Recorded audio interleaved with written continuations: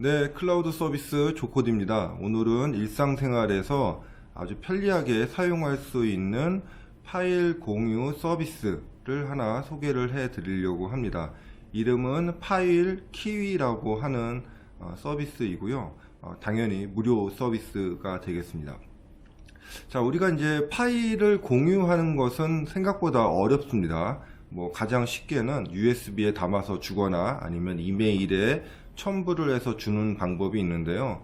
이런 방법들은 사실 너무 오래된 방법들이라서 많이는 쓰고 있지만 사실 생산성은 그렇게 높지가 않죠. 예를 들어서 1대1로 파일을 주는 경우는 그렇게 어렵지는 않은데, 만약에 파일 사이즈가 크거나 아니면 파일이 여러 개거나 그럴 때는 다른 사람한테 전달할 때도 그렇게 용이하지 않은 경우들이 있습니다.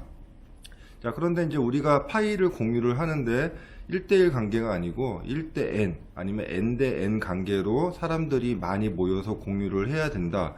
그럴 때 이제 사용하시는 방법은 일단은 USB에 다 담아서 쭉 돌리는 방법이 하나가 있을 것이고요. 아니면은 이메일로 돌리는 경우들이 있는데, 이메일로 돌리게 되면은 돌리는 사람, 그러니까 발송하는 사람만 파일을 갖고 있어야 되는 그런 문제가 발생을 하게 되는 것이죠. 그래서 우리가 또 이제 파일 또 수신을 받을 때 이메일로 받으면은 또 관리하는 것도 어렵고, 파일 이메일 서버에도 많이 남아 있기 때문에 좀 적절하지 않은 것 같습니다.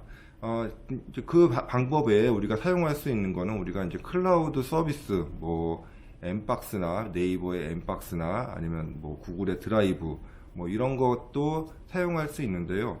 일단 이런 것들의 문제점들은 일단 로그인을 좀 해야 되는 문제가 있습니다. 내가 네이버 서비스를 이용하려면 로그인을 하고, 구글 서비스를 이용하려면 구글에 로그인을 해야 되기 때문에 또 그것도 약간 불편할 수 있고요. 또 프로그램 설치 이런 거가 있으면 그것도 약간은 불편합니다. 또 용량 제한도 있고 여러 가지 문제점들이 있기 때문에 파일 공유하는 것은 그렇게 쉽지는 않은 문제인데요. 이것을 좀 해결해 줄 수 있는 서비스가 파일 키위라고 하는 서비스입니다. 파일 키위 서비스는 일단 세 가지 특징이 있습니다. 첫 번째로는 무기명, 그러니까 로그인 하지 않고도 바로 사용할 수 있는 장점이 있습니다. 소프트웨어 설치도 없이 그냥 크롬 브라우저에서 하면 되고요. 아주 간편하게 할 수가 있습니다.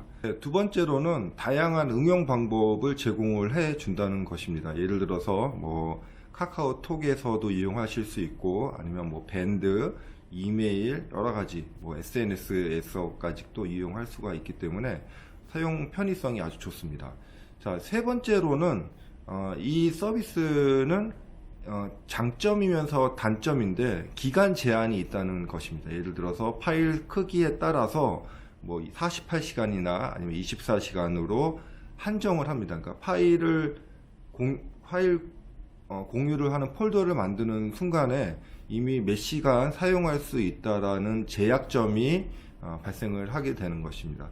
그러면 이 회사는 어떤 수익 구조를 가지고 있을까요? 재미있게도 만약에 내가 그 파일 공유를 하는데 24시간이나 48시간으로 이용을 하고 더 연장을 할 경우에는 비용을 더 내고 연장을 할 수가 있습니다. 그런 수익 모델을 가지고 있어서 어떻게 보면 아주 좀 단점인 것 같은데 또 장점으로 할 수가 있습니다. 예를 들어서 이 자료는 우리가 빨리 수집을 해야 된다, 이럴 때는 우리가 네이버 드라이브나 아니면 구글 드라이브보다는 또 어떤 시간에 한정을 딱 줘서 수집하는 방법도 괜찮고요.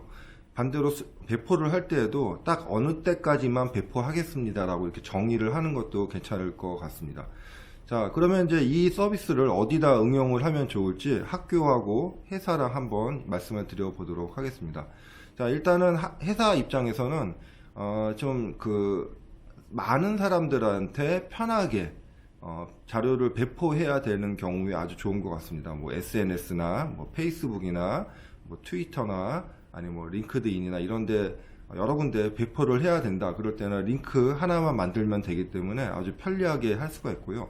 담당자가 그 링크 안에다가 관련된 파일들을 올려놓으면은 받는 사람도 쉽게 받을 수가 있습니다. 또 약간 응용을 하자면은 기간을 한정해서 하기 때문에 이거는 언제까지 받으세요 라고 정의를 해 놓으면은 딱 그때까지만 받을 수 있기 때문에 오히려 배포나 이런 게 좀 쉬울 것 같고요. 자, 두 번째로는 파트너사들이 많이 있는데 파트너사들하고 자료 공유할 때도 괜찮은 것 같습니다. 물론 비용을 더 내면은 제약이 없어지기 때문에 아주 편하게 그냥 그 파트너사들도 편하게 이용할 수 있고 이제 이런 것들이 있을 것 같습니다. 자, 정말 학교에서는 사용할 수 있는 용도가 많겠죠. 우리가 이제 학부모들이나 학생들한테 파일, 뭐 사진, 뭐 이런 거 하나 수집하려면 정말로 엄청나게 시간이 많이 걸립니다. 뭐 냈어 안 냈어, 뭐 너 왜 안 내니, 뭐 이렇게 해야 되는데 그냥 우리 뭐 학부모 방이나 아니면 학생들 카톡방, 단톡방 이런 데다가 올려놓고 제출해라, 뭐 이렇게 하시면 아주 편리할 수 있을 것 같고요.